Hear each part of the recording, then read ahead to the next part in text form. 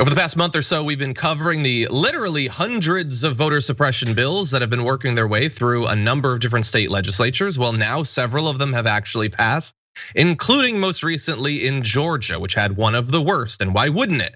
They had a lot of voting and participation in the last election, so can't have that. So Republican Governor Brian Kemp on Thursday signed into a law a sweeping voting measure that will do a lot of things. Now, if you've been watching this, you already know the show for a while, you already know all of this, but it imposes new identification requirements for those casting ballots by mail, curtails the use of drop boxes for absentee ballots, allows electors to challenge the eligibility of an unlimited number of voters, and requires counties to hold hearings on such challenges within 10 days, makes it a crime for third-party groups to hand out food and water to voters standing in line, which is like the most specific needlessly cruel thing I've ever seen in any piece of legislation, not just voting legislation. You are giving up the game when you target snacks.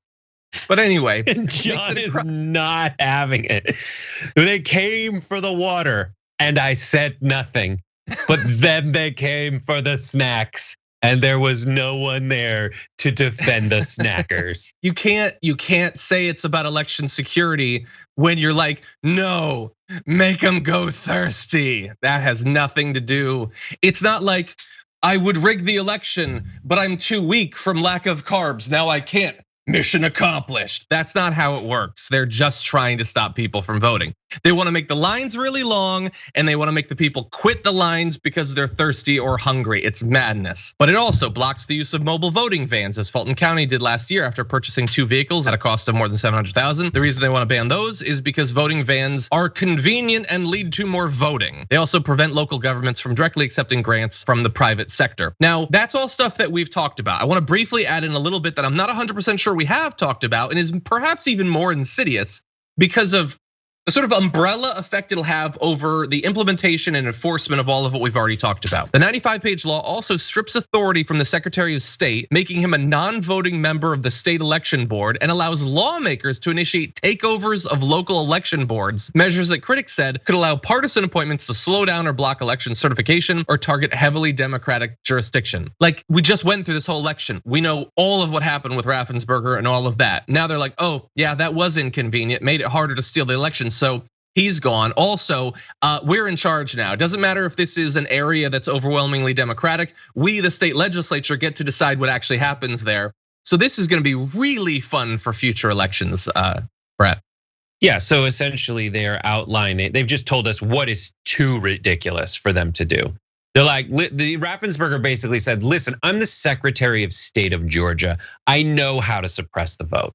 I know, and I did it in a way that was very successful for many, many years. And the only thing that could devastate my voter suppression laws is the pandemic and people basically coming to the realization that, oh my God, you can only vote for 5 hours on a Tuesday. That's ridiculous. So we had other ways that we drove people out there to go vote. Ways that if they're illegal in Georgia, that's only because the Republicans in Georgia realize that helps give them an edge, because when they ratified the Constitution, black people were only responsible for 3/5 of a person and they couldn't even vote. They're trying to be like, so what tricks did we use back in the day that kept these folks from actually expressing democracy? And so they're just trotting those out and shoring those up. So all the things that when Raffensperger said, like, listen, I'd get sued and lose a court case if I actually pursued these things Trump wants me to pursue, he's just saying that was it. It was just the court case problem. Let's change the law so that, and not just Raffensperger, but the legislation specifically said, got it, heard you, cool dog whistle. We're gonna fix all those laws so that we'll win the court case next time. Yeah. Well, yes, and so totally right about Raffensperger. I want to focus briefly on Kemp because he's the one who's actually signing this. So it passed party line vote. Totally cool. By the way, all the Republicans across the country are saying HR 1 would make elections like unacceptable or whatever, while they're all trying to pass like insane legislation. But so Kemp signed it, saying in a news conference, quote, Georgia will take another step towards ensuring our elections are secure, accessible, and fair, which sounds good, right? I mean, if you don't know what's going on, you think, oh, good, now Kemp he wants secure elections. We just went through like a 3-month period where Brian Kemp was the target of how much ire from Donald Trump and other Republicans about how he wasn't overthrowing the election. And he kept saying, there's nothing I can do, and there's nothing, what would I do? We had a secure election. He said that over and over and over again. If he could have overthrown it, he would have. Dude does not care about democracy. Research how he got into office in the first place.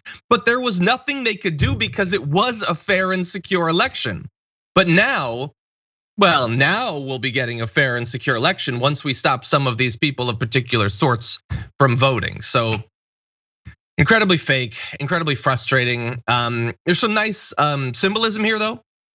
As they pass this incredibly racist voter suppression bill, many people have noted the nice symbolism of, you could see here his tweet of how happy he is that they signed it. He's under a portrait of Callaway Plantation, which when you're gonna have a white Republican governor try to stop black people from voting, why not have him appear under a portrait of a plantation? That sort of works. It's so crazy. And it's worth noting that, yes, I talked about current Secretary of State Brad Raffensperger making certain decisions, but then we transition to former Secretary of State of Georgia, Brian Kemp, who basically paved his way to the governorship and positive sentiment from Republican voters and legislators by doing these exact kind of voter suppression rules. That's it.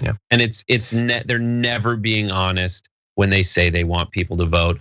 I think as Cenk pointed out yesterday on the show, they've started saying, like, don't mention democracy. Democracy, when Republicans, when you say we want democracy, they now are saying no, we want a republic.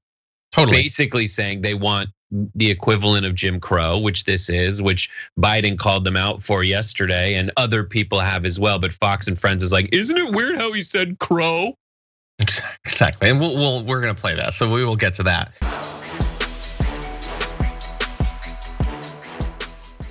Check out the Damage Report podcast each day, wherever you get your podcasts, whether Pocket Casts or Stitcher or iTunes. You can join me as I give you the news and stories you want, with a range of co-hosts and interview guests jumping in on the fun each day. Again, that's the Damage Report, wherever you get your podcasts. And if you get them at iTunes, don't forget to rate and review. Sometimes I'll read them live on the show.